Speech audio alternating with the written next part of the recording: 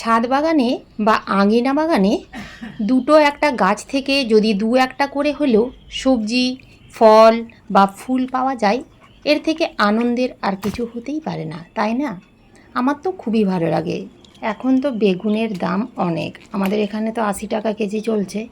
তো আপনারা যদি ছাদ বাগানে বা উঠোন বাগানে যদি দু একটা টবে বা ফলের বাস্কেটগুলোতে বেগুন, টমেটো, উচ্ছে বা যে কোনো সবজির গাছ দুটো একটা করেও লাগিয়ে দিতে পারেন, তাহলে আমাদের দৈনন্দিন জীবনের যে সবজির চাহিদা সেটা কিন্তু এই ছাদ বাগান বা উঠোন বাগান থেকেই পূরণ হয়ে যায়।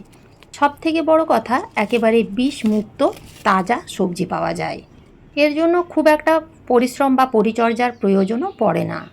বাজার থেকে পুঁই শাক কিনে এনেছিল, তো সেই গোড়াটা আমি মাটিতে পুঁতে দিয়েছিলাম টবের মধ্যে। তখন থেকে কিন্তু এখনও পর্যন্ত মোটামুটি 2-3 মাস হয়ে গেল পুঁই শাক কিনতে হয়নি। এছাড়াও গত বছর শীতকালে দুটো বেগুন গাছ নার্সারি থেকে কিনে এনেছিলাম চারা। সেই চারা থেকে কিন্তু আজও পর্যন্ত কন্টিনিউ বেগুন দিয়েই যাচ্ছে। দুটো গাছ লাগিয়েছিলাম, তো সেই দুটো গাছ থেকে প্রত্যেক দিন একটা দুটো করে কিন্তু বেগুন ফলতেই থাকে। এছাড়াও আমি কয়েকটা করলা বীজ মাটিতে ফেলে দিয়েছিলাম, তো সেই করলা বীজ থেকেই কিন্তু এত সুন্দর গাছ তৈরি হয়েছে। তবে এই বর্ষায় কন্টিনিউ বৃষ্টিপাতের ফলে কিন্তু গাছটা নষ্ট হয়ে গেছে, ফুলগুলো সবই গলে গেছে।